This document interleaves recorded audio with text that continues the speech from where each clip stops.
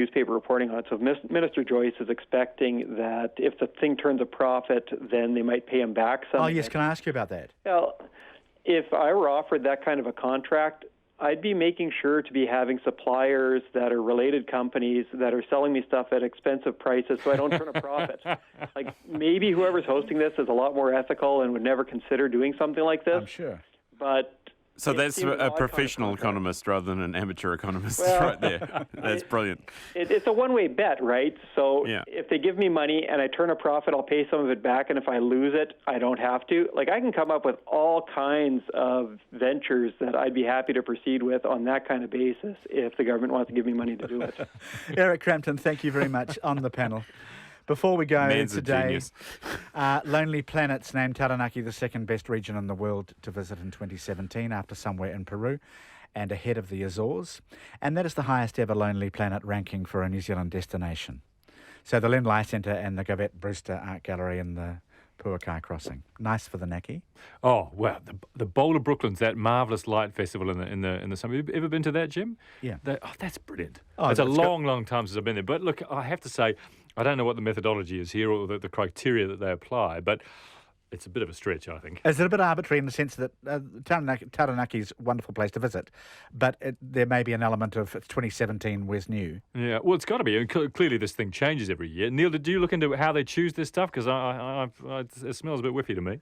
I just presume that they paid a large amount of money to get this ranking because Taranaki is not even the best place to go to in the North Island. Oh. Yeah, no. I mean, silence. Howls of outrage. Well, actually, you're right in the sense that you can make a great argument for all sorts of places like Napier and the Bay of Islands, but you could also make a good argument for Taranaki. Obviously, Wellington should win, and then Napier would be like close second. Yeah. Now, maybe soon there'll be a Lonely Planet rating for malls. Just quickly, people are sick of being bored by malls, according to research undertaken on behalf of the big Westgate Town Centre project in Auckland. So shopping districts will become experience zones. It's a global trend. You won't just shop, you'll live there a lot. There'll be theme parks, walking trails, artificial ski slopes. Just quickly, is this the future you want, this brave new mall world? I wouldn't have called myself a mall person at all, but having just come back from London last week, I went to the Westfield Stratford in the Olympic Village and the Westfield White City at Shepherd's Bush. And wow, they were pretty amazing. So I didn't have to fight my way through the hordes on Oxford Street as I went to, bang the microphone, as I went to do the shopping for the kids. Obviously the quid pro quo for getting a few days off, had to get the shopping for the kids. I went to those malls, and it was fantastic. Could you spend most of a day there? Yes, very easily. Look, I All did. I spent most of a day at the Westfield Stratford, including looking around the Olympic Park and the new West Ham Football Stadium. I didn't go in the stadium, but wow, those malls were amazing. Neil, a quick final word about malls? When I go shopping, I don't really want to go skiing. I don't really see how that kind of fits in. It's a very functional kind of relationship for me. Just go there, buy something that you wanted, get out. But it was easy to buy the thing and get out. That's the key. Yeah. Gordon Harcourt, nice to have Thank you on the panel for your first time and come back again. Thank you. Neil Miller, always a pleasure to have your company too. Thank you, Jim. Thank you, everybody. That's us for another day. We'll see you tomorrow, and Checkpoints with John Campbell coming right up.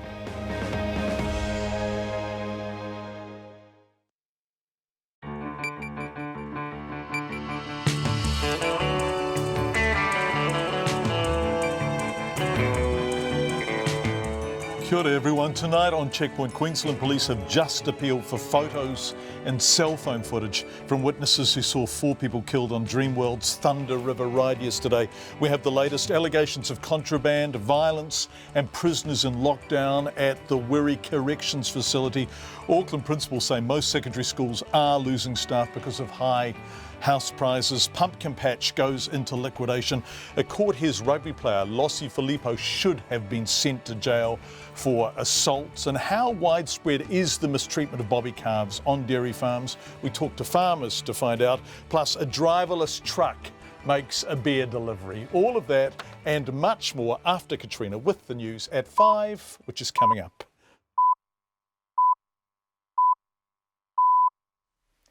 RNZ News at 5. Kia ora, good evening. Ko Katrina Batanaho. Junior doctors will vote on whether to strike again for 48 hours, following a new setback in talks today with district health boards. Mediation in Auckland has ended a short time ago, with doctors accusing DHBs of trying to cut their pay for safer rosters. Our health correspondent Karen Brown reports. Junior doctors went back into mediation with DHBs today following a 48-hour strike at all public hospitals last week. The Resident Doctors Association says it tabled a proposal in a bid to resolve the dispute. The National Secretary, Deborah Powell, says it proposed taking a penal component out of salaries and applying it to weekends. She says DHBs want instead to take penal rates away entirely, which would amount to a pay cut of at least $20,000 a year. Dr Powell says DHBs are trying to make doctors pay for safer rosters. This is Karen Brown. The police have confirmed that they used a breath testing checkpoint to target people who attended a euthanasia meeting. The Exit International meeting was held in Lower Hutt earlier this month.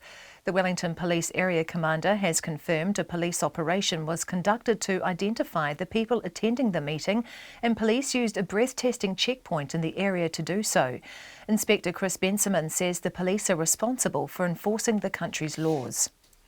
An investigation has found a faulty microswitch is to blame for 2 failed takeoffs which delayed the Prime Minister's arrival in India. A second Air Force plane had to be sent to Australia after the one carrying John Campbell broke down.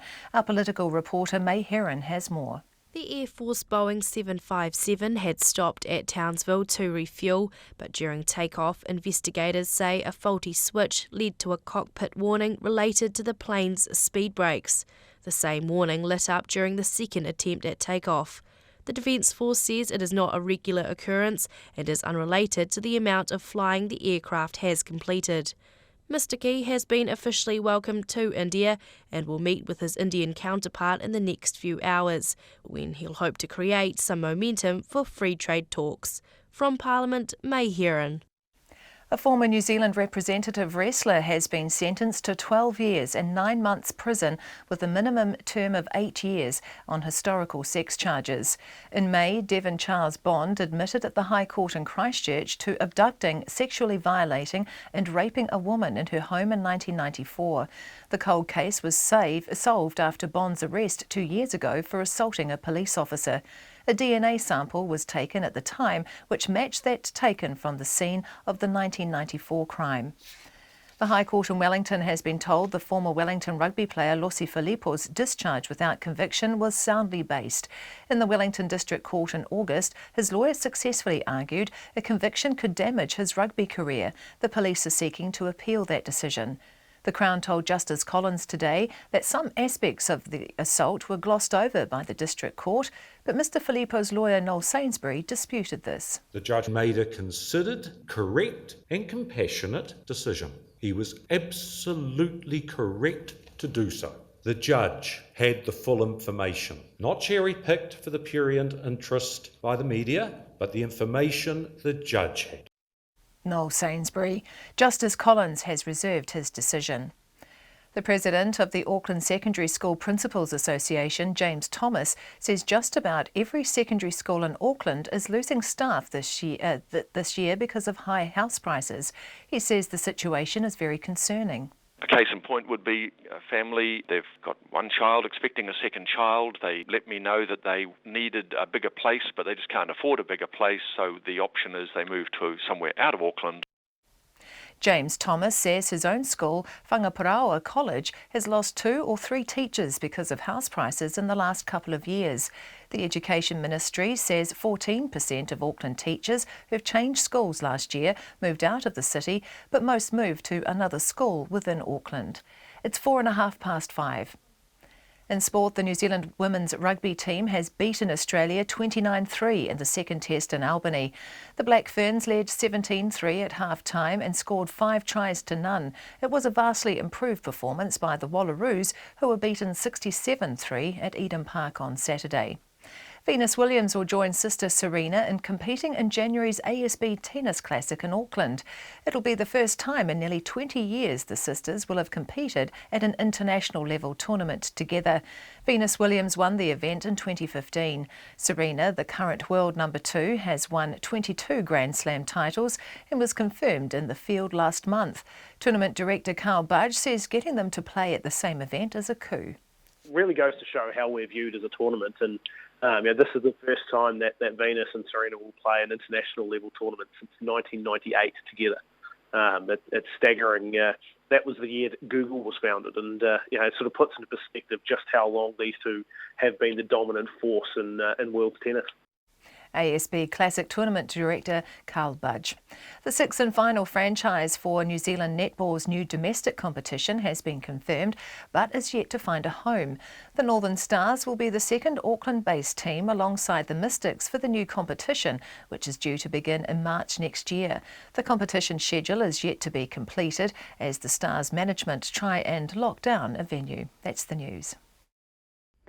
On Nights Tonight, we talk to young soprano Madison Nonoa, who will be receiving a very special award from Creative New Zealand tonight. We're at the movies with Simon Morris. Johnny Blades from RNZ International unpicks the geopolitical movements playing out in the Pacific. There's episode 2 of the podcast, My Heels Are Killing Me. Our drama after 9 is part 3 of The Godwits Fly. And from 11 o'clock, Nick Tipping hosts a journey through the jazz spectrum, playing favourite standards and new releases. Tonight on Nights after 7, RNZ National. Met surface weather through to midnight tomorrow, Northland, Auckland and Coromandel. A few showers today, fine or becoming fine tomorrow.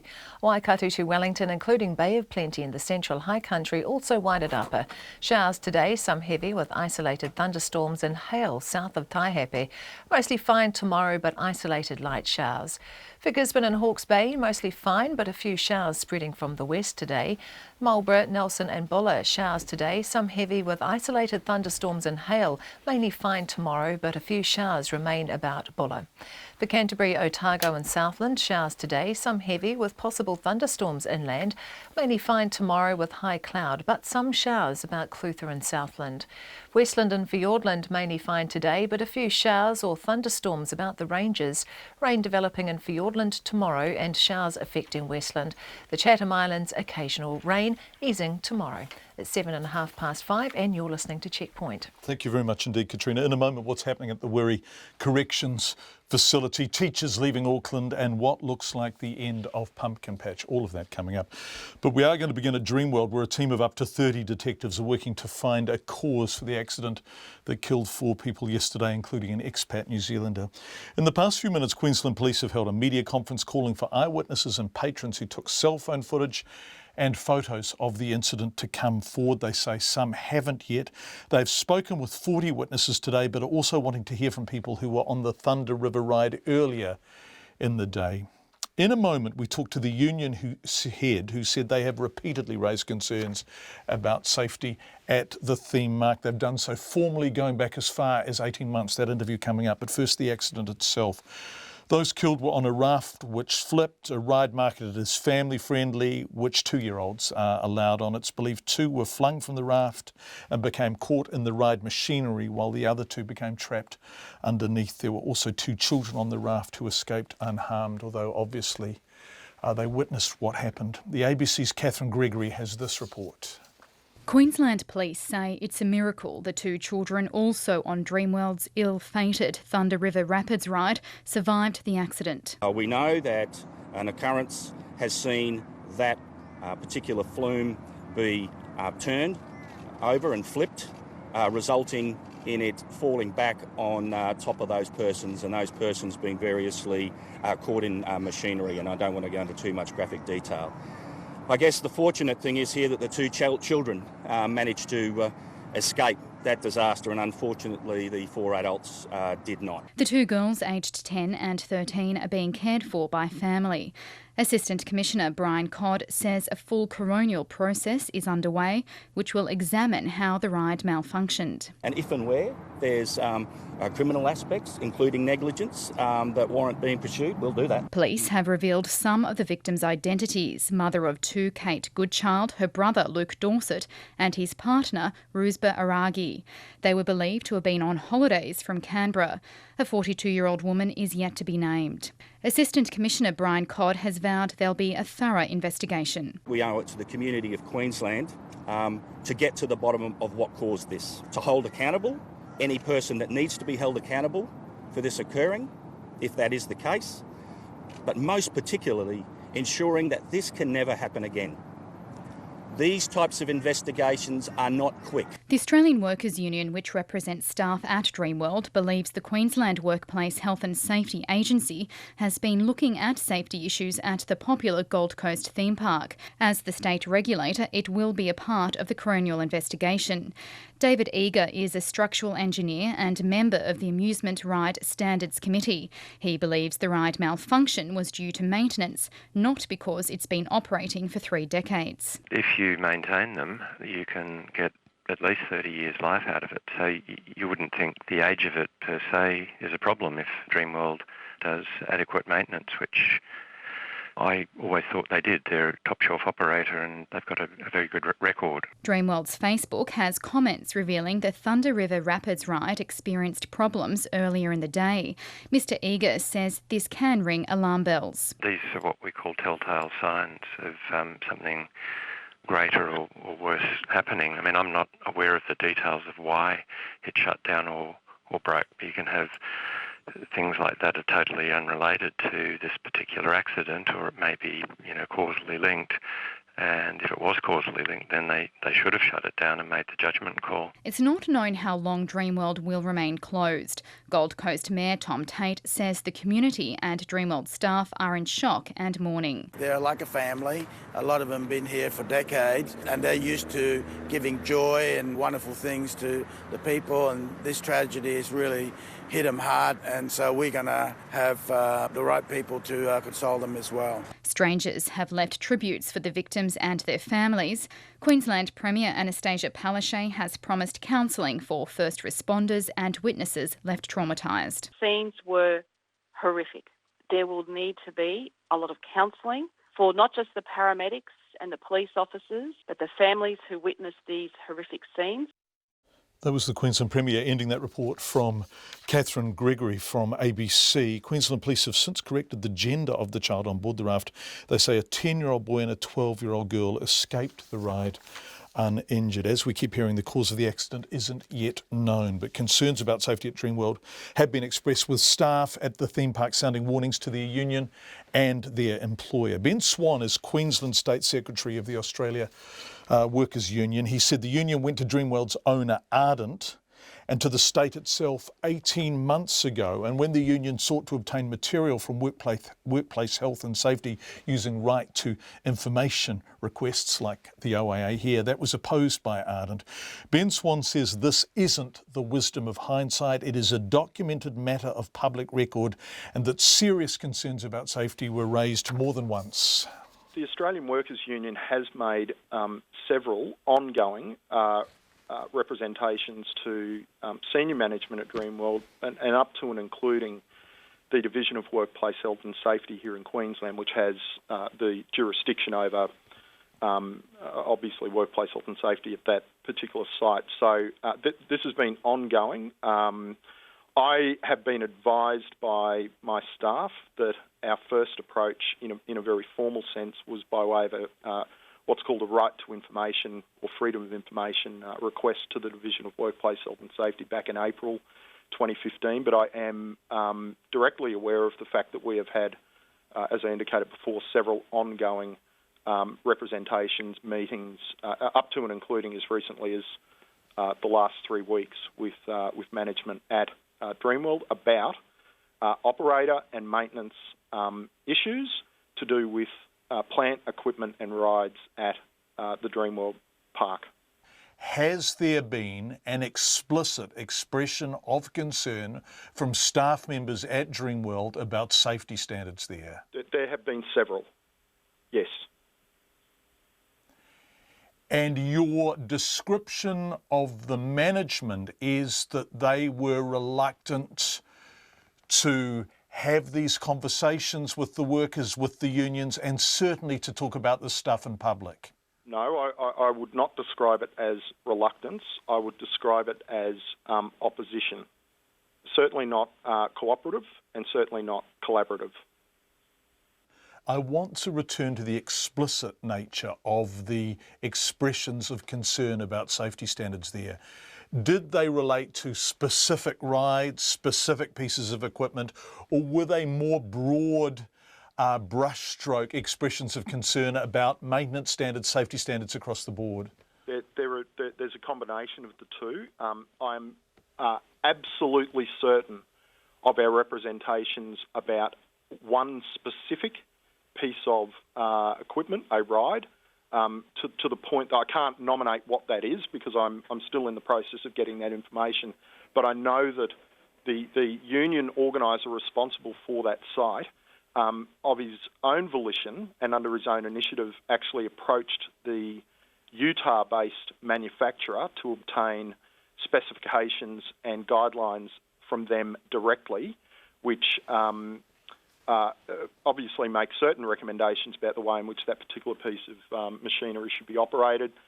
It has appeared to us, although I'm yet to confirm this for myself, that there may be a deviation from the practice that is employed by Dreamworld to the manufacturer's recommendation in that specific instance and with regard to that specific machine, because there is a self-regulation regime here in Queensland under the Workplace Health and Safety Act where certain operators or companies can make their own risk assessments and then they can undertake the development of their own policies and procedures around that. So I'm not attributing anything to whether that's right or wrong, remembering that we are representing throughout the entirety of that process the interests of workers who are charged with the responsibility of operating and maintaining these things. So we've got a very direct material interest in this, not just for the workers' own safety, but also for the general public that may come in use or contact with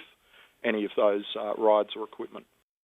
Ben Swan, who is Queensland State Secretary of the Australian Workers' Union, speaking earlier this afternoon. After 6 tonight, we'll hear from a New Zealand woman who says there were technical issues with the Thunder River ride last Wednesday when she was on it at Dreamworld. It's 17 minutes past 5. A day after a report card from the Department of Corrections put the Auckland South Correctional Facility in the needing improvement category, or thereabouts, the lowest category corrections offers when assessing the country's prisons, Checkpoint can reveal the Serco facility near Wirrie has had, and I quote, an operational situation which has seen normal prison activities curtailed in one block for, quote, safety and security reasons. Sources connected to the prison have told Checkpoint some inmates have been in lockdown. Serco denies this, saying instead prisoners have spent less time out of their cells than they would normally, and no more than 10 cells have been unlocked at any one time. Neither Corrections nor Serco will provide further details or be interviewed, despite repeated requests, but both have used the phrase safety and security in written statements to us. Exactly what's happening and why is uncertain at this stage, but Labour's Kelvin Davis claims the only Serco-run prison left in New Zealand after the termination of its contract at Mount Eden, of course, isn't delivering as anyone hoped. Well, from the stories that I'm hearing, John, it's not going well. I just keep hearing story after story about the conditions that prisoners are experiencing there. The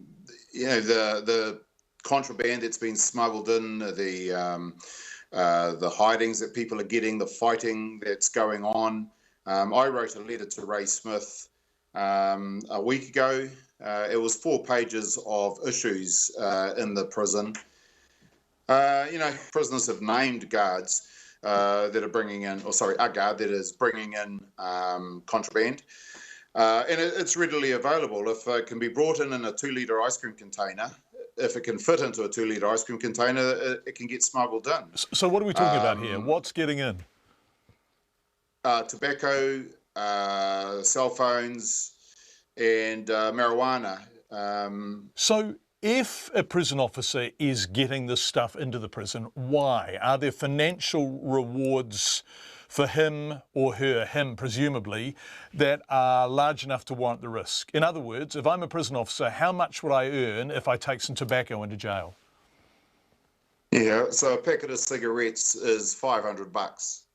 So, you know, I don't smoke, so I don't know how much it's worth out in the dairy, but that packet of cigarettes, 20-odd cigarettes, converts to $500. So, you know, it's lucrative. And if you're going to take in one packet of tobacco and risk getting caught, you might as well take it in 10 packets of tobacco. Instead of making $500, you might as well make $5,000.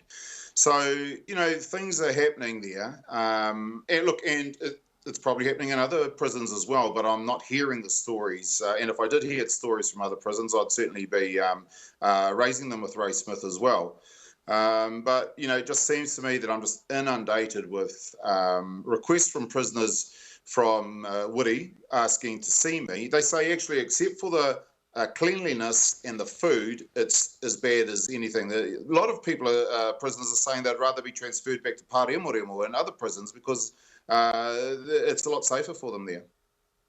You're joking. Pāremoremo, which is a maximum security facility and the toughest prison in New Zealand, is safer than Wiri. That's what people are telling you. Yeah, absolutely. You know, a prisoner was saying to me that they can see, look out a window into another unit in the yard around another unit, and they can see groups of up to 20 prisoners in a circle while two guys are just slugging it out, going nuts. And they say the guards cannot not be aware of it.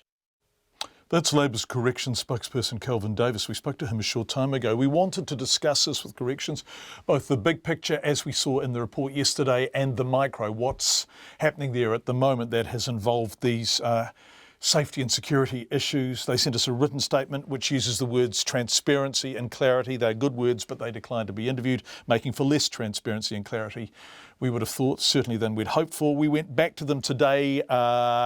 So yesterday was about the report, today about the incident. Again, a written statement, no interview, and a final sentence: as the prison is run by Serco, you will need to approach them for further details. So that was the instruction for Corrections, and we followed it to the letter. We went to Serco and they sent us a statement, and it begins: thanks for your invitation for Serco to be interviewed on your program, but we respectfully decline. So we've had respect, transparency and clarity, but no interview from anyone. We will keep trying.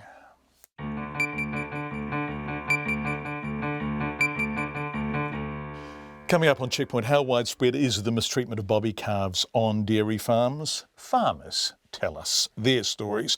Pumpkin Patch goes into voluntary liquidation, and the Prime Minister's 42-hour journey to India finally comes to an end, and the formalities begin. We'd love to hear from you in any way you choose. We'd love to hear your views if you've made a recent visit to Dreamworld. Lots and lots of Kiwis go there, particularly in the school holidays, and on the allegations of contraband and violence at Wiri Prison. Of course, it is a Serco-run prison, and of course, Serco wouldn't talk to us. You can text us on 2101.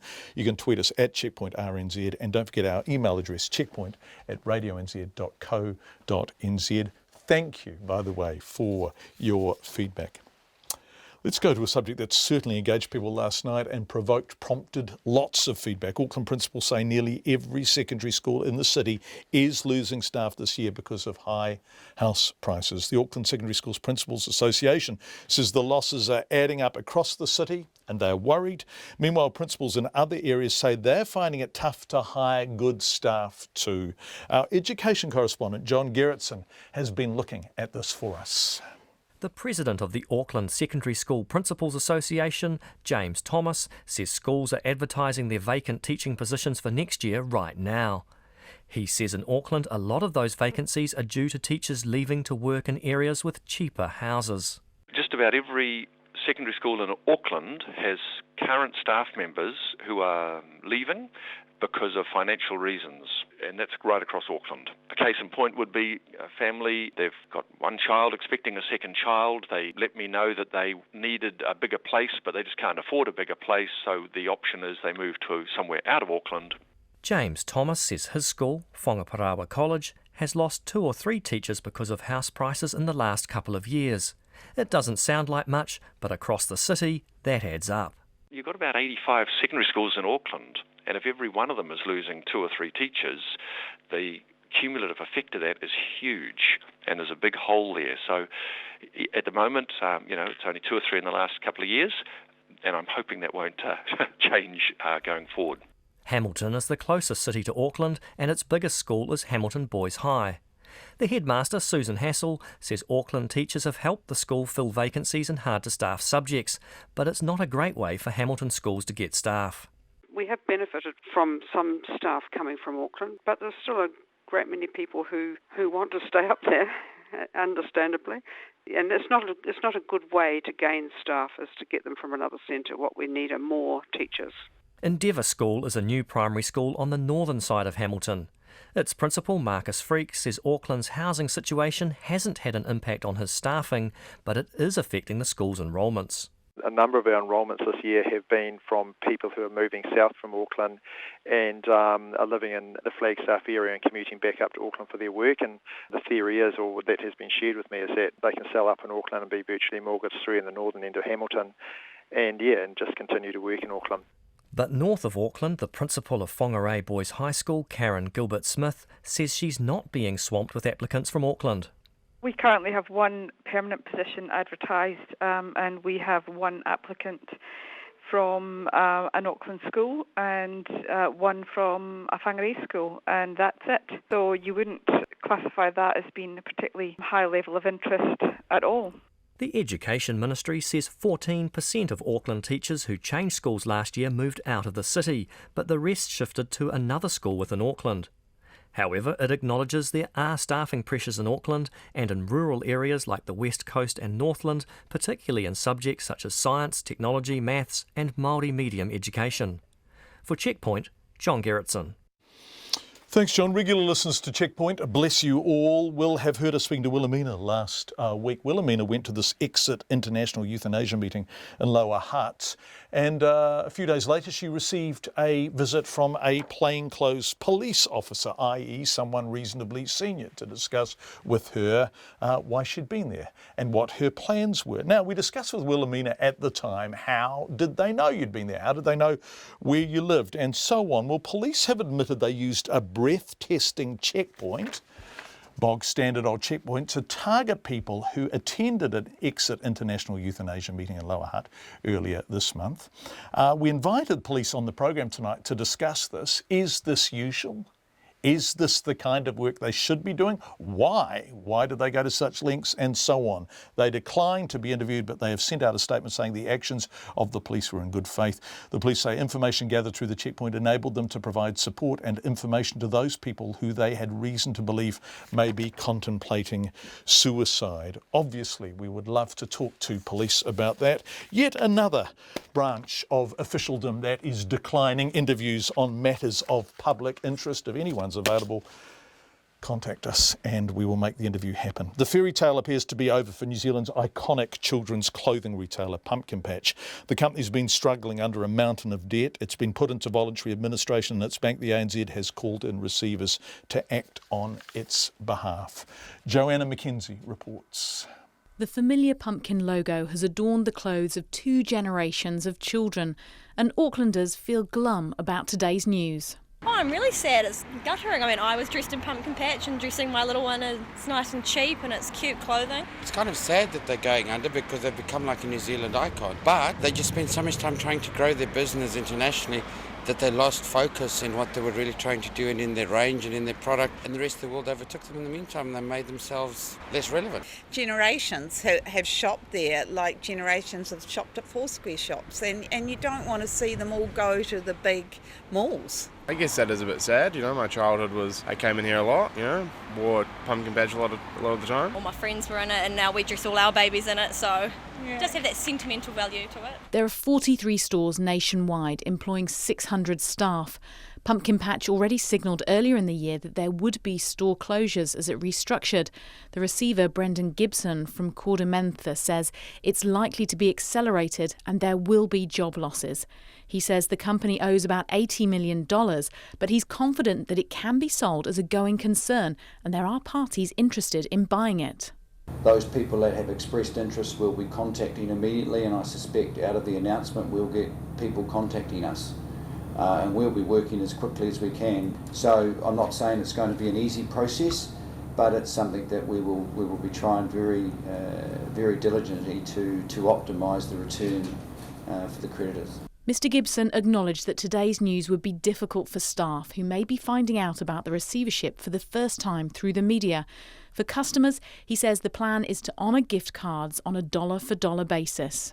Customers holding unused Pumpkin Patch and Charlie and Me gift vouchers will be able to redeem them on a dollar-for-dollar basis. For example, a $40 purchase would be paid by a $20 gift voucher and $20 in cash or credit card. Business analyst Brian Gaynor from Milford Asset Management says the clothing company's problems started when it began a period of rapid expansion overseas. He says the company also lost sight of who its customer base was. Parents with kids around 5, 6 and 7 don't look at Pumpkin Patch the way parents did 20 years ago. And that's what happens if you're in fashion, if you're in retailing, and you can't attract the next generation to buy your products, then you've got trouble. And really that's what happened. Brian Gaynor says the company was too widely stretched, designs didn't appeal to customers, and the competition from the United States was just too fierce. The first union, which represents distribution workers, will be holding a meeting at 7:30 tomorrow morning to talk about the receivership. For Checkpoint, called Joanna Mackenzie-Ternay.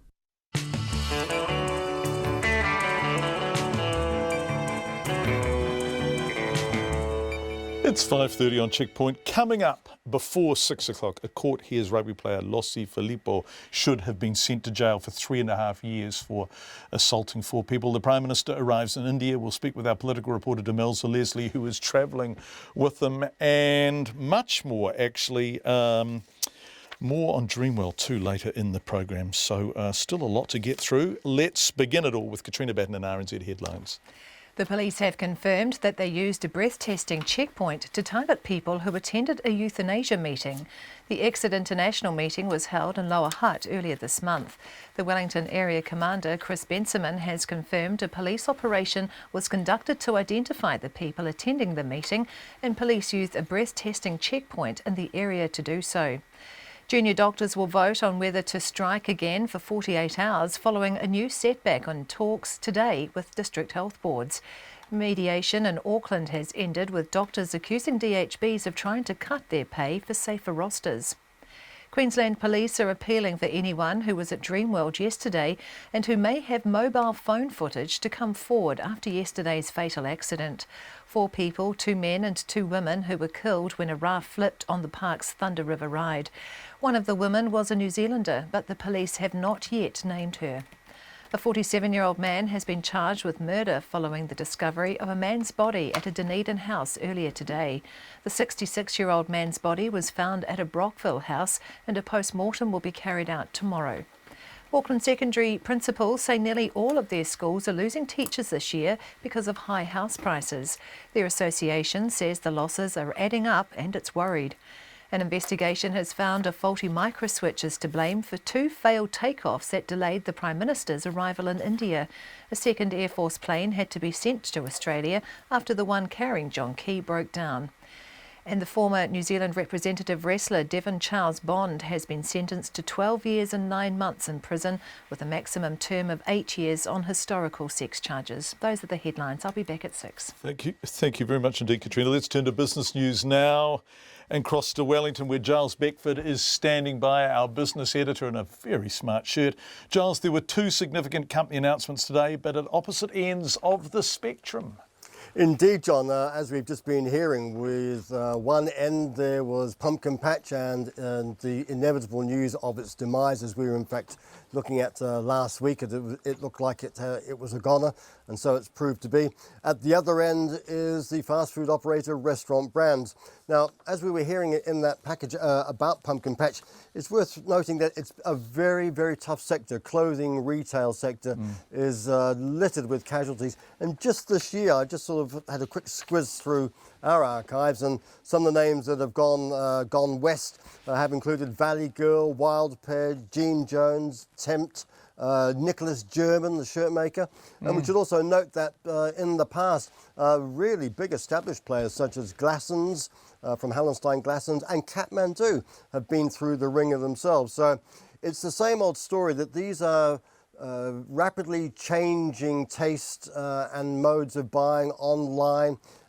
People, as Brian Gaynor was alluding there, people don't follow the loyalty that the parents had. And so if you can't change your tack, you get laden with debt, you get laden with stock you can't shift, then the inevitable happens. And unfortunately for Pumpkin Patch, it's been the case. What they'll salvage out of that, I would suggest that a few stores will possibly survive in the long run. The name may well survive, but really, to all intents and purposes, another little bit of New Zealand's retail history has gone. At the other end, we should note that Restaurant Brands, the fast food operator, and it too had its travails 10 years or so ago. KFC, Carl's Jr., Starbucks and Pizza Hut. It's decided to expand, and it's throwing its fortunes to the Pacific. It's bought an Hawaiian company which has KFC in Hawaii and Taco Bell, which is a name that we've heard of but we've not seen it. That will come, well, we don't know whether it will come to New Zealand. They suggest not for a while yet, but they're willing to pay nearly $150 million for it. But there's a company that's nailing its colours to a Pacific mast, and you have to say that they've probably got a pretty good view as to how they're going to become a billion-dollar company within the next few years. Yeah, they were getting plaudits from unions recently too. We were covering that a week or two ago, that 0 hours contracts well and truly gone, the casualised workforce going. They're working really hard to provide permanent contracts and make jobs safe and reliable. So lots of things going right for them. What happened on the markets today, Giles? Well, another big clean out for the share market today, down 1.5%, about 107 points. That's the biggest fall in 6 weeks, down to 6,896. And the New Zealand dollar holding steady at around 71.6 euro cents and 93.1 Australian. Giles Beckford, our business editor. Thank you so much, Giles. The Prime Minister, John Key, has finally started the formal part of his visit to India, having just had a ceremonial welcome at the President's residence. The most important meeting of his trip with Prime Minister Narendra Modi will be held in a couple of hours' time, and almost exactly 2 hours' time, where the Prime Minister is hoping to create some momentum around free trade talks. Very difficult to crack with India. Two-way trade between New Zealand and India has doubled to $2.5 billion since Mr Key's last visit 5 years ago, when the two countries formally signalled a closer trading relationship. John Key says the fact he's been invited to India again shows the country's leadership wants to strengthen the relationship, including, perhaps with fingers crossed, trade ties. Well, there's no question that frequent and high-level political meetings always help push along whatever issues you're debating. There's a reason that Prime Minister Modi went to the United States 4 times since he's been Prime Minister in the last 2 years, and why leaders travel frequently. It just puts a sort of tension in the system in a very positive and healthy way, where it sends a message to officials that this is important. That's the Prime Minister. Our political reporter Demelza Leslie is travelling, never a truer word said, with the Prime Minister, and joins us now from New Delhi. Welcome to India, Demelza. Thank you. I'm finally here. What's happened now you are finally there? What are you doing? Well, what I'm doing, I'm actually back at my hotel filing, so I can talk to you. But one thing I just wanted to clarify is that John Key has actually gone straight into talks with India's Prime Minister Modi. So they had the ceremonial welcome, obviously, for him at the President's residence, where they had a full military band, there were military horses, they laid out the red carpet for Mr Key, so he basically hopped out of his car, shook hands with Prime Minister Modi, and then was led around where he inspected India's military. And like I said, he's now gone into talks with the Prime Minister. He did briefly speak to media before he went into those talks, where he said that New Zealand was really hoping to grow and develop its relationship with India, and he was looking forward to having a productive discussion. And he did mention there were a number of issues of primary interest to India, which included admission to the Nuclear Suppliers Group. So those talks are expected to go on for the next couple of hours, and Mr Key will also, during that time, lay a wreath at the Gandhi Memorial with Mr Modi. Gosh, I'm looking at photos as you speak to me. It looks absolutely beautiful there, but let's set aside the architecture and the rather glorious light and ask what is the best case scenario, realistically, from this meeting and from this visit? Oh, best case scenario would be that Prime Minister Modi says, yes, we agree, we will sign a free trade deal with New Zealand, and that includes agriculture, which is the most controversial aspects of that free trade deal. India's farmers are worried that if they let in New Zealand product like dairy and meat, our biggest exports, that it will flood their market and it will put them out of business.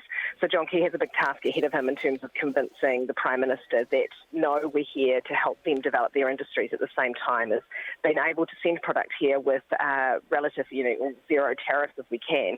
At the moment, the tariffs are just too high, in some cases 200%, so it just makes it completely uneconomic to send some of that product to India. So that would be best case scenario, but I think really John Key's looking for some indication from the Prime Minister here that they are serious about doing a trade deal with New Zealand, and they are keen to obviously sit down and really knuckle down and get some of those details sorted. Kamelza Leslie, who was with the Prime Minister, in fact both Prime Ministers, in India as we speak. Rugby player Lossie Filippo should have been sent to jail for 3.5 years for assaulting 4 people. The Crown has strongly argued in the High Court in Wellington today. Instead, he was discharged without conviction after his lawyers successfully argued a conviction could damage his rugby career. The Crown is seeking leave to appeal this case, but Mr. Filippo's lawyer is fighting tooth and nail, saying the discharge was exactly the right thing and suggesting the Crown is appealing to assuage a wave of negative publicity. Eric Frickberg reports from the High Court. In arguing for the right to appeal, the lawyer for the Crown, Sally Carter, said District Court Judge Bruce Davidson glossed over the gravity of the offence and exaggerated the serious consequences of a conviction for Mr. Filippo. And he was wrong to call the incident a seemingly unprovoked attack when it was clearly unprovoked. The defendants were on the opposite side of the road to the victims. They crossed the road, yelling at the victims, challenging them to a fight. They ran towards the victims, stood in front, continuing to yell at them. The victims said they did not want to fight.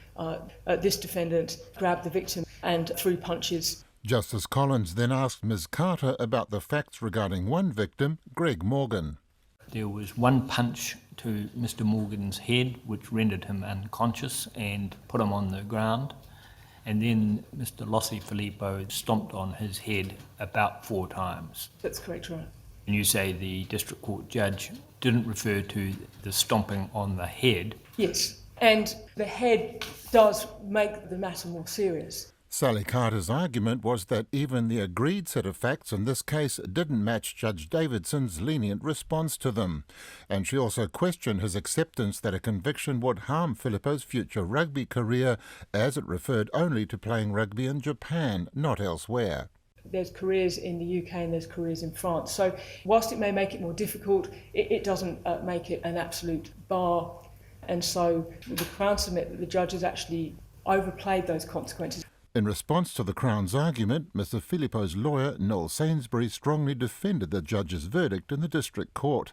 He said in discharging him without conviction, Judge Davidson made exactly the right decision, based on all the facts, not just those cherry-picked by the media.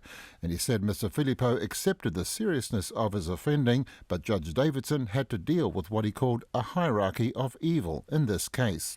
What we have is a young man from a severely disadvantaged background who was lucky that teachers and others saw the potential he had, got him out of the area, got him into a good school, and then he had the opportunity to have a career in professional sport.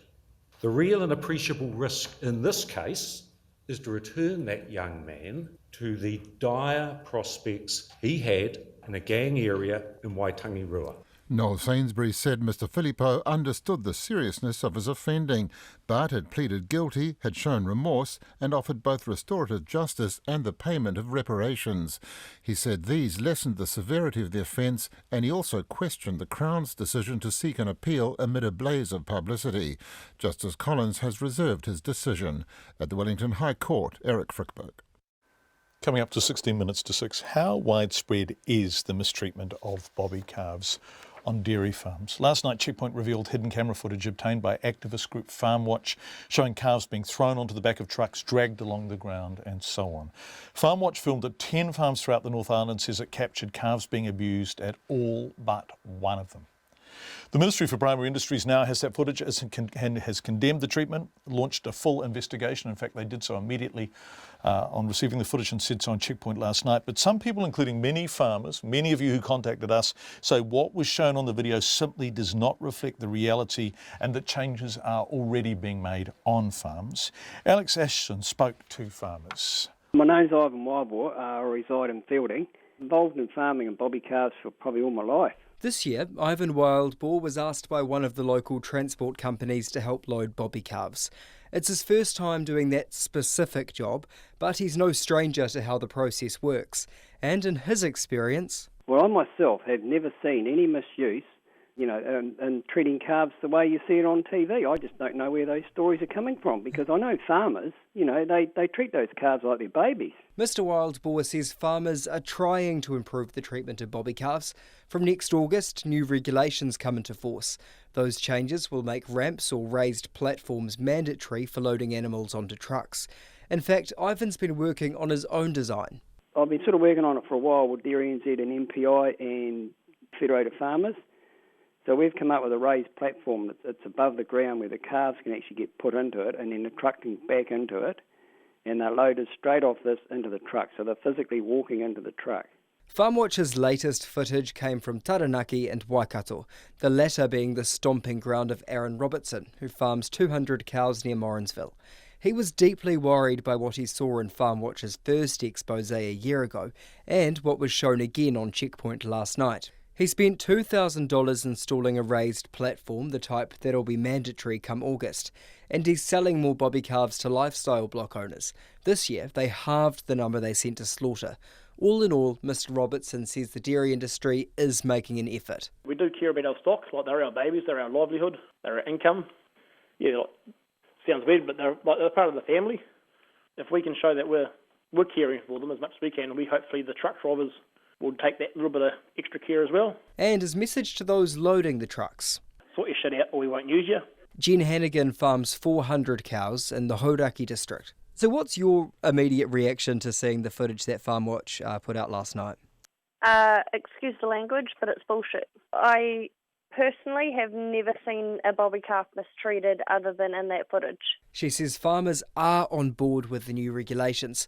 They're about to refurbish an old ramp to bring them in line come next August. And as for bobby calves, well, I personally don't know a single person who actually enjoys having bobby calves because of what happens to them, but it's an unfortunate and, in my eyes, unnecessary byproduct is what they get called, but they're more than a byproduct. The Minister for Primary Industries, Nathan Guy, says the footage doesn't represent the whole sector, pinning the abuse on a few, quote, laggards. Jennifer Hannigan and Aaron Robertson both say if people want to know how things work on dairy farms, ask a farmer to show them around. For Checkpoint, Alex Ashton. 3 investigations have been launched into allegations 2 Dunedin City Council-owned line companies are going slow on replacing thousands of dangerous power poles. A Delta employee, Richard Healy, went public last week with details of the company breaching safety standards and downgrading a major backlog of about 3,000 rotting and failing poles. Now the damaging claims are turning into a political storm in Dunedin. Our Otago Southland reporter Ian Telfer has this report. Here on Dunedin's North Road, there are rows of wooden power poles, each one with an innocuous red tag saying Aurora Caution, do not climb. And this one here where I'm standing is clearly rotted away at the base. It's all degraded. No question then that it needs to be replaced. The question is, are the lines companies replacing them fast enough, or are they putting the public and their own workers at unreasonable risk? Delta and Aurora, which effectively operate as a single company, wouldn't give interviews today. But Richard Healy, the former Delta manager who's quit to go public, says the company's spending millions of dollars less than it should be on essential pole replacement in Dunedin and Central Otago. Mr Healy has plenty of examples. He says on his last day at work, 2 poles blew down in Alexandra and another 2 fell last weekend. In Castle Street in Dunedin, very busy public thoroughfare, main entrance to the university, we had a pole collapse there. The foot traffic was so large, I'm amazed someone wasn't killed or badly injured by that pole. And we've had enough lines down, high voltage lines, that have stayed alive on the ground.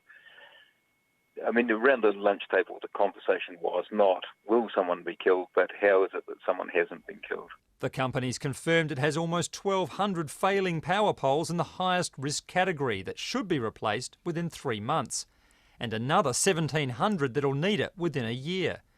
It's a tsunami of work which could cost tens of millions of dollars. But Aurora's own asset management plan shows it intends to replace only about 350 a year for the next 10 years. Mr Healy says at that rate the backlog will just keep growing, and so will the danger. Mr Healy's revelations are now causing a political storm. City councillors are up in arms, and Dunedin's Mayor Dave Culls told its investment arm, Dunedin City Holdings, to investigate. All the councillors are quite rightly concerned. It's a council-owned company. If the allegations are in any way correct, then obviously there's a risk to the value of Delta as a company, and there's a risk to the reputation of both Delta and the council. So it's a serious issue. The chairperson of Dunedin City Holdings, Graham Crombie, says the Delta Aurora board has a $400 million asset plan for the next decade. So we have an ongoing process where we work through asset management plans, how they're dealing with the risks, how they've approached the various issues. The whistleblower information appears to contradict some of that, and so we're just trying to get some clarity around that at this stage, and that will decide what we do next. There are now 3 separate investigations, including one by the regulator WorkSafe into Mr Healy's evidence, and another by the Commerce Commission into breaches of Aurora's performance. Aurora says it's investing in fixing what it calls a temporary backlog of poles. It says it's cooperating with all the investigations and is now urgently reviewing its maintenance programs. And it says it's also checking more than 2,000 poles that need to be replaced to make sure they all have the correct red no climbing tag, and it's halfway through that process. In Dunedin for Checkpoint, Ian Telfer. A former New Zealand representative wrestler has been described in court as a narcissist and a predator. Devon Charles Bond has been sentenced to the High Court in Christchurch to 12 years and 9 months prison with a minimum term of 8 years on sex charges dating back to 1994. Conan Young was in court. In May, Bond admitted to abducting, sexually violating and raping a woman in her home in 1994. The cold case was solved after his arrest 2 years ago for assaulting a police officer. A DNA sample was taken at the time which matched that taken from the scene of the 1994 crime. In her victim impact statement, which was read by the Crown Prosecutor Claire Boshier, his victim talked about Bond feeling smug, thinking he had got away with attacking her. Well, you didn't get away with it. Science has caught you, and there is no way out of it for you. What makes you believe you have the right to ruin women's lives? What right did you have to invade my home? What right did you have to tie me up? What right did you have to attack me using a knife?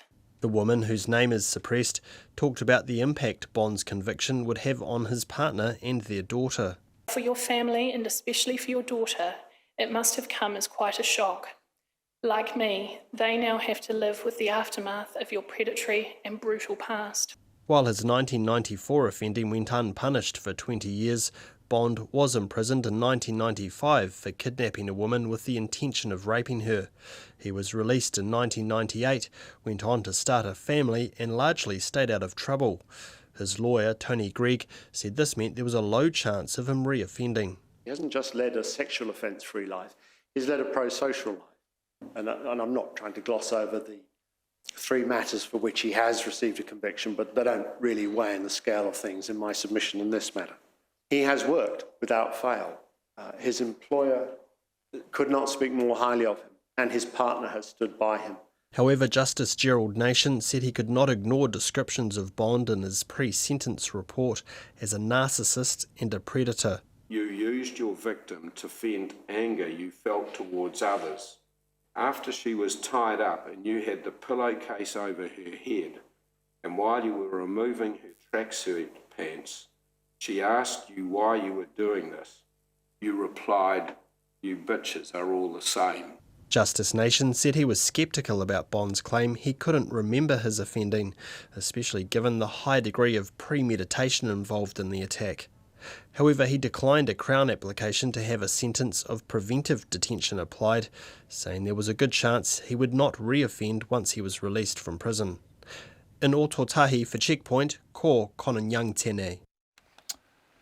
It's 6 minutes to 6. Let's change the subject entirely. The Australian-based promoter of Bruce Springsteen's upcoming New Zealand tour says scalping companies are a cancer for the music industry. Brent Eccles has labelled the government pathetic for failing to crack down on people who snatch up tickets to events before reselling them at a premium, often, of course, with hidden, extra and so on costs involved. Emile Donovan reports. Tickets to Bruce Springsteen's Christchurch concert in February were snapped up in less than 10 minutes, but they're still available if you've got deep pockets. The online ticket reseller Viagogo has hundreds of tickets to both the Auckland and Christchurch shows available, many with significant markups on their face value. That's despite the concert's promoter, Australian-based Frontier Touring, explicitly saying Viagogo is not an authorised ticket seller when the concerts were first announced in September. A representative for Frontier Touring, Brent Eccles, says resellers, like Viagogo, are a pain in the music industry's side. And unfortunately, the government are so pathetic that they won't back the industry by stopping it happening, unless it's rugby. It's a constant cancer in the music business. A Wellington woman, Jill Allen, used the Viagogo site to purchase 3 tickets to a Christchurch concert by the Dutch violinist Andre Rieu. The tickets were advertised at just over $200 apiece, but Ms. Allen ended up paying nearly double that. I wasn't aware that I was going to be charged $72 odd for each ticket, a booking fee, plus $5 for shipping. I printed the tickets off, so no ship was involved. I'm not one to sit around and moan and whinge. I just felt I wanted to do something. All the tickets sold on the Viagogo site come with compulsory booking and shipping fees, despite the tickets often being delivered electronically. A woman told RNZ she was charged a $110 booking fee on 2 tickets, which cost $190 apiece, the fee being nearly a third of the ticket's resale price. Ticket scalping isn't actually illegal. It's only forbidden for events of national significance, like Rugby World Cup games, but it is frowned upon. A researcher for Consumer New Zealand, Jessica Wilson, says ticketing companies, like Ticketek, do have the option of not honouring resold passes, but it's not often enforced in practice. Ticket agents usually have put terms in their terms and conditions saying that they reserve the right not to honour a ticket that they're aware of that's being scalped. However, the enforcement of that is not always enforced, basically. Brent Eccles says the music industry needs protection, and it's the government's responsibility to do something about scalping. Rugby World Cup, there was no ticket reselling. Couldn't do it. Illegal. It's really becoming quite a hot topic, and we have made some presentations to the Commerce Commission, but they don't even understand it, so it's a bit difficult. Viagogo was approached for comment on this story, but didn't respond. For Checkpoint, ko Emile Donovan tēnei. 2.5 minutes to 6. One of the great resources that we get access to at RNZ is Reuters, and they have amazing stories, sad stories, stories of gravitas and moments, stories of great consequence, and also, ladies and gentlemen, a story about a 200-kilometre beer run to deliver 50,000 cans of beer in a driverless truck, which we're just going to play to you because sometimes actually life is tough and you just want to think, man, a driverless truck delivering beer. Here's Gavino Garay. If you've been driving along the Colorado highway this fall, you may have passed this driverless beer truck without even knowing it. Uber and Anheuser-Busch executives say Otto, the self-driving truck subsidiary of Uber, drove some 45,000 cans over 120 miles with no driver at the wheel. State troopers monitored the truck as it maintained an average speed of 55 miles per hour. Colorado doesn't expressly prohibit self-driving trucks. Auto Trader senior analyst Michelle Krebs says it's a test of what the future could hold for autonomous driving. It's a very interesting beer run, isn't it? Well, I think what's interesting about it is we have talked a lot about self-driving cars and this idea that we're all going to own them. I think this is an example of the more near-term realistic use. During the trip from Fort Collins to Colorado Springs, a driver was only at the wheel while the truck was coming on and off a highway ramp, and Otto was paid the market rate of $470 for the job. Experts say driverless trucks are more likely to hit the market before driverless cars because of the predictability of routes and fewer distractions. So for now, you're going to need a lot of designated drivers for all that beer. I'm lost for words, Katrina Batten. But we both, yes. Yeah, right. What does your sister do, Katrina Batten? She drives a logging truck. Man. I don't know if she'd be very happy about that. Driverless trucks. No. I don't want driverless logging trucks. I think that's a really bad idea. I want your sister driving them. You do. You really do. Thank you very much, Katrina Batten, who is here to read the news at 6 o'clock. After it, we go back to Dreamworld and a bold plan to fix Auckland's housing crisis. Really? Well, they say yes. But first, the pips.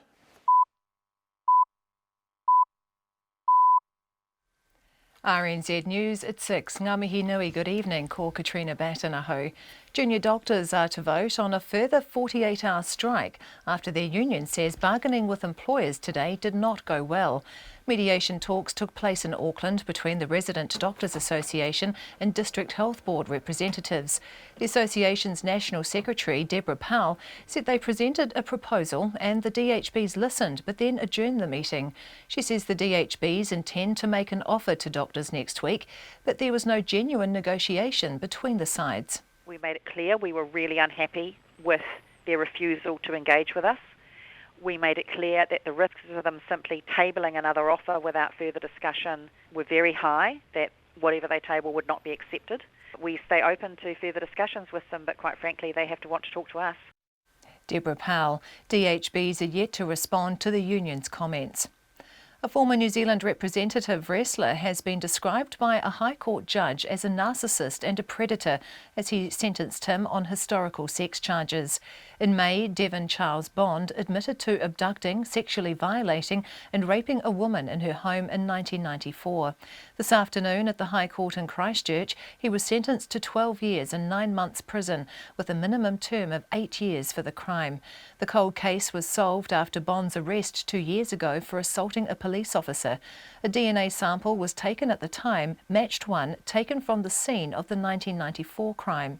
Justice Nation acknowledged the pain the victim of the attack had suffered. Her victim impact report, read to me, is a distressing, direct but eloquent account of how your offending has changed her life, created a new normal which she has had to live with for the past 20-odd years, and which, as she says, will go on forever. Justice Nation. The Housing Minister, Nick Smith, says a new plan to fix Auckland's housing crisis may not be the most effective solution to a multi-billion-dollar problem.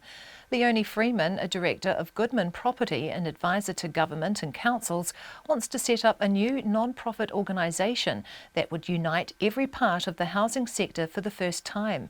Her goal is to build 125,000 new homes in the city in the next 8 years, half of them affordable, as part of the bigger plan for 420,000 new homes by 2045. She also plans to end homelessness by 2022, build more social housing and raise home ownership levels. Dr. Smith says with so many players in the sector, the initiative might be too simplistic. There's no question around the objectives that this group is seeking to achieve. It's whether it's an effective forum for resolving issues that are involving hundreds of billions of dollars of investment. The Housing Minister, Nick Smith. The receivers brought in to manage the retailer Pumpkin Patch through administration say they're working hard to find a buyer. Pumpkin Patch was placed into receivership today by its creditors. Brendan Gibson from Cordamantha says some stores will close and there'll be job losses, but the aim is to sell the company as a going concern. He says there's still a lot of value in the Pumpkin Patch name. It's a well-known brand. There have been people, as we understand it, interested in the company, and we want to give it our best shot. We're starting today, but we do know that we really do have to move quickly in a business of this nature. Brendan Gibson from Cordamantha. Authorities in the Cook Islands have reduced the number of inmates allowed out in work gangs following last week's killings involving a prisoner on community release. The Justice Ministry has placed other restrictions on prison inmates since Chris Rimamotu shot dead 2 people while he was out and on a community work scheme. The Justice Secretary says high-risk prisoners are no longer allowed out of the compound. Rimamotu was on a work detail despite being regarded as a high-risk prisoner. A consumer rights group is warning people who buy tickets from unauthorised resale websites they could be blocked from entering events. Tickets to Bruce Springsteen's February concert in Christchurch sold out in a matter of minutes, but they're still available on scalping websites, often for inflated prices. Ticket scalping is only forbidden for events of national significance, such as Rugby World Cup games. But a researcher for Consumer New Zealand, Jessica Wilson, says ticketing companies have the option of not honouring resold passes if they choose. Ticket agents usually have put terms in their terms and conditions saying that they reserve the right not to honour a ticket that they're aware of that's being scalped. However, the enforcement of that is not always enforced, basically. Jessica Wilson says people should always look to buy from official ticketing companies. It's 6:05. To sport, and the New Zealand cricketers have their last chance to keep alive the one-day series against India when the two sides meet in Game 4 in Ranchi tonight. The hosts lead the 5-match series 2-1. The middle order batting has been disappointing for the tourists so far in the series, and opener Tom Latham says they'll need them to improve tonight. The last game, I think we managed to get ourselves in a good position at 160 for 3 and managed to lose wickets and clumps. So I think if we can go a little bit better through that middle order and build a few more partnerships, then hopefully we can put that icing on the cake. Tom Latham. Options for the Black Caps include reshuffling their all-rounders or replacing wicketkeeper Luke Ronke, who has scored just 7 runs in the 3 games so far, with BJ Watling. The New Zealand women's rugby team kept Australia trialless for the second game on end, but still had to work hard for their 29-3 test win in Albany. It followed their 11-try win over the Wallaroos on Saturday. The Black Ferns now leave for Europe for matches against Canada, Ireland and world champions England. Venus Williams will join sister Serena in competing in next year's ASB Tennis Classic in Auckland. It'll be the first time in nearly 20 years the sisters will have competed together in a tournament of this status. And the Cleveland Indians have won Game 1 of baseball's World Series, beating the Chicago Cubs 6-0 in Cleveland. That's the news. Rejected from the police force. He's a pom and he said to me, "And you're too hoey." And I said to him, "What? I'm too much of a hoe?" And he goes, No, I mean, you're iwi. And I said, "Oh, too hoy." Bobby calf abuse. It's not like pulling eyelashes out or wings off flies. It is rough handling, and we're trying to get rid of it. Committing to Iraq. This is a problem that could have been a curse for the entire world. It is the Iraqis themselves who are beating these people back. That doesn't mean the rest of us can sort of sit back and say, well, that's all fine. Drawing the battle lines. Guy and Aspinall and Susie Ferguson, Morning Reports, weekdays from 6. Then on 9 to noon, sex sells, but what is its place in action sport? Why women are increasingly voicing their frustration. And after 10, April Vokey, internationally renowned fly fishing author and guide, and the Wanaka Rod Building Company she's just taken a stake in. Join me, Catherine Ryan, on 9 to noon after Morning Report on RNZ National. Met service weather through to midnight tomorrow, Northland, Auckland and Coromandel. A few showers today, fine or becoming fine tomorrow. Waikato to Wellington, including Bay of Plenty and the central high country, also Wairarapa. Showers today, some heavy with isolated thunderstorms and hail south of Taihape. Mostly fine tomorrow, but isolated light showers. For Gisborne and Hawke's Bay, mostly fine, but a few showers spreading from the west today. Marlborough, Nelson and Buller, showers today, some heavy with isolated thunderstorms and hail. Mainly fine tomorrow, but a few showers remain around Buller. For Canterbury, Otago and Southland, showers today, some heavy with possible thunderstorms inland, mainly fine tomorrow with high cloud, but some showers about Clutha and Southland. Westland and Fiordland mainly fine today, but a few showers or thunderstorms about the ranges.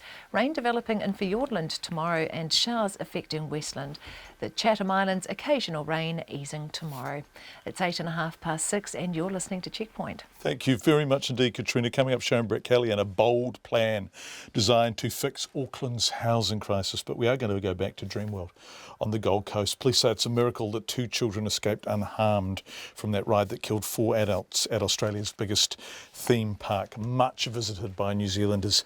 Of course, 4 people, including a 42-year-old expat New Zealand woman who lived in Australia, were killed yesterday in the accident, which ranks amongst the world's deadliest theme park accidents. Police are appealing for photos and cell phone footage from witnesses who saw it. They also want to speak to people who were on the ride earlier in the day. And today, the Australian Workers' Union says it has sounded warnings about safety at the Gold Coast Park, which has been closed indefinitely. Elizabeth Brown has this report. The accident happened yesterday afternoon when a raft flipped on the Thunder River ride, a ride marketed as a family-friendly thrill which 2-year-olds are allowed on. Queensland Assistant Police Commissioner Brian Codd says it appears 2 rafts hit each other just at the end of the ride before people get off. Something has occurred where 2 of those have come together, and as a result one has flipped backwards and it has caught and tossed some of the people that were on the ride backwards in the conveyor belt. That's about as much detail as I can go into. 2 men aged 35 and 38 and 2 women aged 32 and 42 died in the accident. One of the women was a New Zealander who'd lived in Australia, but she's not yet been officially named. There were also 2 children on the raft, a boy and girl aged 10 and 12, who escaped unharmed. Brian Codd says it's a miracle they were able to get out safely. In terms of how they escaped, maybe through the providence of God or somebody, but it seems, from what I've seen, almost a miracle that anybody came out of that. If we're going to be thankful for anything, I'm thankful for that. Brian Codd says it's been a traumatic experience for the children who are receiving support. A team of 30 detectives is at the park looking at the operation and maintenance of the ride. But it's emerged that workers at the park have raised concerns before, and there have been several serious ride malfunctions or closures in the past 20 years. Ben Swan, the Queensland Secretary of the Australian Workers' Union, told Checkpoint the union has taken several staff concerns over safety and management to park owner Ardent Leisure. We have had, as I indicated before, several ongoing representations, meetings, up to and including as recently as the last 3 weeks with management at Dreamworld about operator and maintenance issues to do with plant, equipment and rides at the Dreamworld Park. But Mr Swan says while the company has been opposed to discussing any of the safety concerns raised, he doesn't want to further inflame an already tragic situation. Police investigations are likely to be lengthy. A short time ago, Detective Inspector Mark Thompson made this appeal.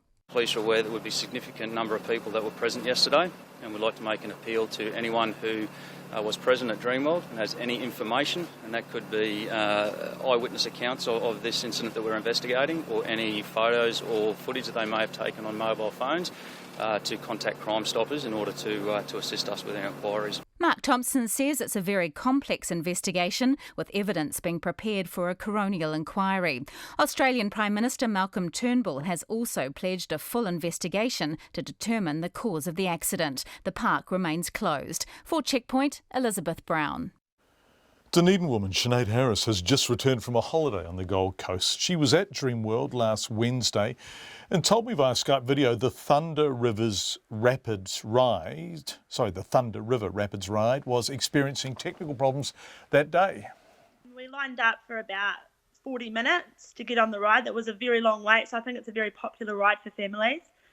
And we lined up and we were just about to get on, and all the water had disappeared. So all the water had drained out of the ride. So there was people, obviously, I'm not sure if they were stuck on the ride or not, but we didn't see them for a while. So we had to come back. They said to come back in an hour, so we went back because I really wanted to do that ride. And so you queued for 40 minutes, there was some faults, you were sent away and you came back in an hour, and was it good to go then? Yeah, it was, yeah. We actually seen all the water start back up. but it still wasn't ready for people to go on. So we ended up coming back. So there was a fault, which meant that the ride wasn't working. And when Yes. was that? How long ago were you there? I was there last Wednesday.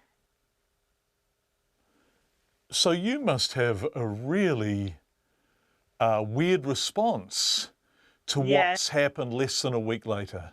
Yeah, well, there's 6 seats on the boat. So there was me, my partner, 2 friends of ours, and there was a little boy and his dad on the same boat as us. And his dad was saying that it was their 4th time round because he loves the ride so much, and they go a lot during the year. So yeah, that was pretty freaky to find out that people had died on it. It was just, quite scary. Sinead says, looking back, she was struck by how few Dreamworld staff there were monitoring the ride. One thing I did notice is that there is only one person when you get on the ride that's putting you on the ride. I think there's like 1 or 2 people, but when you go around the ride, there's actually nobody, like looking over the ride, unless I think there's cameras, but there was nobody standing there, you know what I mean, until we actually got to the end to let us off the ride. Dunedin woman Sinead Harris, who was at Dreamworld last Wednesday. Rainbow's End in Auckland says it's taking precautionary steps following the fatal accident at Dreamworld. The chief executive of the theme park, Chris Dare, says whilst he's confident all of its rides are safe, he's spoken this morning to WorkSafe New Zealand about the incident. He says an independent engineer would also visit today to talk through the incident, but the theme park will wait for the finding of any investigation before making any changes that may be required. Meanwhile, the House of Travel says it's contacted over 100 clients with pre-booked tickets to Dreamworld over the next month, offering them a full refund or a ticket to another Gold Coast theme park. Flight Centre says it's also contacting its customers with Dreamworld tickets, but is still working out its refund policy. The Gold Coast is one of the most popular holiday destinations for New Zealanders travelling abroad. Last year, 190,000 Kiwis travelled there for a holiday or to visit relatives. 190,000 just to the Gold Coast. A bold plan designed to fix Auckland's housing crisis has been unveiled. Actually, as I read this, I was just looking at the traffic. It's abysmal in Auckland tonight, so you may be listening to this stuck in traffic. And the catch is the government, private developers, the public sector and charitable groups all need to sign up. Leonie Freeman, a director of Goodman Property and advisor to government and councils, wants to set up a new non-profit organisation that unites every part of the housing sector for the first time. Her goal is to build 125,000 new homes in the city over the next 8 years, half of them affordable, as part of a bigger plan for 420,000 new homes by 2045. Sharon Brett-Kelly reports. Leonie Freeman has a vision of Auckland in 2026. The housing crisis is over, no one is homeless, and the city has taken the top prize in the United Nations World Habitat Awards. She believes her initiative, Housing Connect, could make that happen. But she says the different groups have to stop working in silos and blaming single issues. It's been often focused on one thing. It's demand, it's supply, it's the loan-to-value ratios, it's immigration. People are thinking it's one thing and it's not. And we have to bring everyone together to solve this issue because it's bigger than anybody individually. Leonie Freeman says the group will have to tackle issues like land supply, construction costs and home ownership options to ensure that enough houses are built for the extra 1 million people expected to make Auckland home in the next 30 years. If we can save time through consenting reductions, if we can tweak a whole lot of the things along the way, reduce construction costs by getting scale and replication and actually start working on this, then it impacts back through to affordable housing. Infrastructure New Zealand's Stephen Selwood says the plan is inspirational. He says private investors in New Zealand and globally are ready to invest in housing. We're just not delivering opportunities for private capital to make that investment. We've got to change the game on that. Now that's going to require the government to change its view about bringing the private sector in, but also it's going to change the local government view about enabling land and planning regulations to do developments at scale. Stephen Selwood warns that everyone has to work quickly quickly before the market turns and scares off developers. Clearly there's a lot of concern in the market at the moment that certainly if government comes on in big scale, then the natural market cycle might turn even more quickly, and that creates risk. So therefore investors will start to shy away from investment at the very time we need it. But we do need government coming in at play, but let's do this in partnership, not in competition. Community housing providers back the plan. We need some collective action around this and a common vision, because it seems to me that's what's missing. If we can get all the stakeholders together and get down the road to create a one-way road, it will work. There is leaders in this room here today that can actually stand up and actually endorse this. That's what we should do, and actually start working together. You know, we've all got parts of the puzzle, put that together, and it's an amazing tapestry. We can do this, and we should. The Housing Minister Nick Smith says the government is already part of the Construction Industry Forum, plus has housing accords with councils, but it is open to the idea. But he says with so many players involved, it's not easy to find a solution. And so I think it is a bit simplistic to suggest that there is a single forum that can cover all of the sectors that have an interest in housing. Leonie Freeman wants to meet with the city's leaders in coming weeks and hopes to launch the initiative in June next year. I tamaki makaurau mō te hotaka o te ahi nei, ko Sharon Brett Kelly aho. 19.5 minutes past 6 on Checkpoint. It's been argued about for decades, but finally government ministers have decided the best way to increase Britain's airport capacity is to build a third runway at Heathrow in London. The British Parliament will vote on the plan next year, but first there will be public consultation and possibly many more years of legal wrangling. The decision has already split the Conservative Party. Foreign Secretary and former London Mayor Boris Johnson says a third runway is undeliverable. With the details, here's the BBC's Richard Westcott. Heathrow's always at full throttle. Planes take off and land every 90 seconds, from 4:30 in the morning till long into the night. They can't squeeze in more flights, so today it's been cleared for expansion. It's vital for the whole country that we connect all of the UK to the growing markets of the world. That's what Heathrow does. And we've been missing out by not having more links from places like Inverness and Liverpool and Newquay to the UK's hub airport and onto emerging markets. It's not just about passengers. A quarter of Britain's exports by value leave on planes from Heathrow. Expansion is vital. It's going to open up new markets. It's going to prevent cargo leaving from Heathrow on trucks each day out to European airports. We can bring it back into the UK, we can process it and ship it out the UK on flights leaving from Heathrow. Road and rail improvements could cost £5 billion. A chunk will have to come from the taxpayer. And some fear airfares could rise to pay for it all. It's a great aircraft, works very well for us. Those airfares are a concern for Heathrow's biggest customer, British Airways. The head of the airline's owner says he'll be watching costs like a hawk. It's going to be a daily task. It's going to be a fight right throughout to ensure that airlines representing our customers get value from the airport in relation to this. Because the airport has a history of inflating investment so that it inflates its rewards. We can't allow that to happen. Air traffic control over southeast England, the most complex airspace on Earth. An extra 250,000 flights will mean more noise and dirtier air.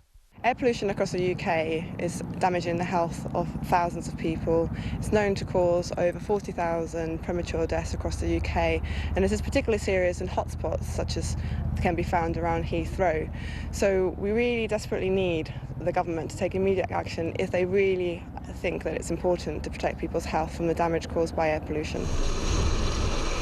The government's given the go-ahead, but there's a lot of arguing to be done on a new third runway. That's the BBC's Richard Westcott. Sharon Brett Kelly's report on the bold plan designed to fix Auckland's housing crisis. No sooner had it finished going to air than Anthony from Palmerston North sent in an email. So someone wants to set up a not-for-profit organisation to set out Auckland's housing problem. That idea rings a bell. Oh, that's right. It's called Housing New Zealand.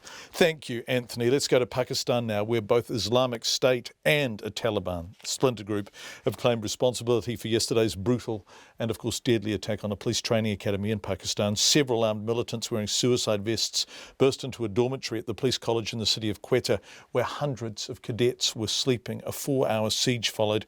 When it was over, up to 60 people were dead and roughly 100 injured. The BBC's Sabah Etizaz is in Quetta and has this report on the aftermath. A night of horrors unfolded for the young recruits of Quetta's police academy. 3 militants wielding guns and wearing suicide bomber jackets broke in and started a bloody rampage, shooting and throwing hand grenades. Almost 500 police cadets and trainers were rescued after a military operation that lasted several hours. The local district hospital was filled with the survivors. Abdullah Bukti was among those who hid in a closet as the militants picked off his colleagues one by one. His cousin was among the dead. His were the last cries he heard. We were hiding in a room. My cousin shouted when he got shot in the eye. Then they shot him in the chest. When the commandos came inside, the suicide bomber blew himself up. There was a huge blast. It threw me almost 10 feet away. A strange, uneasy silence outside Quetta's police academy, scene of last night's carnage. This is the third time this very building has come under attack, located on a road where security forces are often targeted by militant groups. As the city once again buries its dead, questions are now being raised as to how well prepared the government is to deal with this onslaught. The government admits there is a problem. You have to be more vigilant and agility has to be shown. Having said all this, we're still all humans. If there are lapses, we will take them into account. We are not shifting the responsibility, we are not ignoring it, we are examining it. Quetta has seen many similar attacks by both separatists and various Islamist militant factions over the recent years. Meanwhile, in the city, the people prepare once more to bury their dead. That's the BBC's Sabah Etizaz in Quetta. Let's go to some sport to end the programme with tonight. I think we might have time for something else. New Zealand's latest netball team for next year's new domestic competition, post, of course, that Anzac split, has been confirmed. The Northern Stars will be based in Auckland alongside the Northern Mystics in the 6-team 2017 Elite League starting next year. And as Matt Chatterton found out, the New Look team has some familiar faces amongst them. Silver Ferns Kayla Cullen and Maya Wilson spearhead the Northern Stars lineup, along with veteran defender Liana de Bruin, who retired from international netball earlier this year. The coaching lineup also features a former star. Timapara Bailey will assist former Melbourne Vixens coach Julie Hornweg. Hornweg says she's delighted with her squad and is determined to get off to the strongest possible start. I think if you are going to put a new team together and get out on court, if you're looking to be second best, that's not the right attitude. So we are looking to be best. If it happens in the first year, I think we've got the talent there, but whether we've got the time to meld that together, I'm not sure yet, but wait and see when we hit the court. Hornweg says she wants to utilise Timapara Bailey's New Zealand experience and her own Australian coaching style to get the best of both worlds. That's something that excites the Stars' marquee player, Kayla Cullen. We don't want to become Australian players or just have that one Australian style. I think the combination, if we can add elements from both game styles, I think we'll be good to go. The coaches and squad may all be confirmed, but just where the Stars will play next season remains a mystery. 2 venues, one being the Vodafone Event Centre in Manukau, are being assessed as possible options. For Checkpoint, call Matt Chatterton Tine. A new tool that identifies methamphetamine and other illegal drugs on the spot in seconds is now at the fingertips of customs officers. The 14 First Defenders devices, which cost a total of nearly $1 million and are funded by the proceeds of assets seized from criminals, are being sent around the country. Carla Penman went along to Auckland International Airport this morning to see the device in action. In less than 5 seconds, the tool did its job. Recognising the substance in the bag at Auckland Airport was methamphetamine. Customs Minister Nikki Wagner explains how it works. This tiny little machine, you just need to point it at the substance closely, send a laser through the substance, it will slightly heat it, and it starts vibrating, and we can identify it. Identify up to about 15,000 different substances with this mobile machine. Now, at the moment, you've got a library of about 11,000 different substances, but as new drugs come online, as new chemical mixtures come online, we can update it as well. She says it'll save time both for customs staff and passengers queuing up to get into the country. In the past, we would have had to send them off to be tested in a drug lab. Now you can look at them with your new machine and you can tell whether it's a totally innocent box of baking soda or whether the shampoo hasn't got anything dissolved inside it, or vice versa. Ms Wagner says there's no doubt that the world is awash with methamphetamine at the moment, and customs has to up its game to stop the drug flowing into the country. 380 kilograms of methamphetamine was discovered at Auckland Airport alone in the past year. We need to make sure that we are absolutely prepared to deal with international criminals who want to bring meth into New Zealand.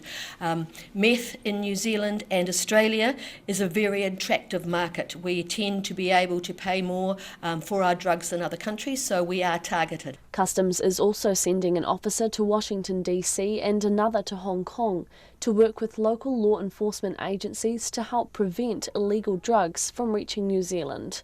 The 14 devices will be provided to 12 regions around the country.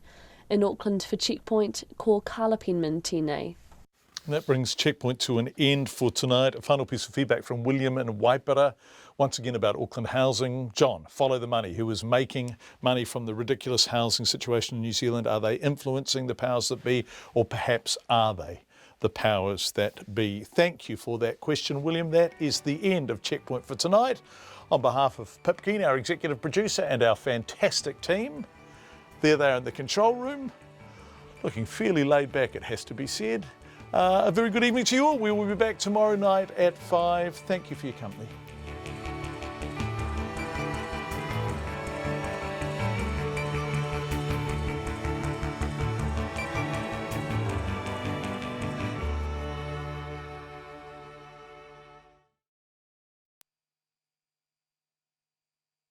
Junior doctors are to vote on a further 48-hour strike after their union says bargaining with employers today did not go well.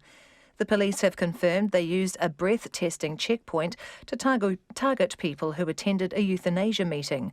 A 47-year-old man has been charged with murder following the discovery of a man's body at a house in the Dunedin suburb of Brockville. Former New Zealand representative wrestler Devon Charles Bond has been jailed on historical sex charges. And a faulty microswitch is to blame for 2 failed takeoffs that delayed the Prime Minister's flight to India. Our next news and weather is at 7.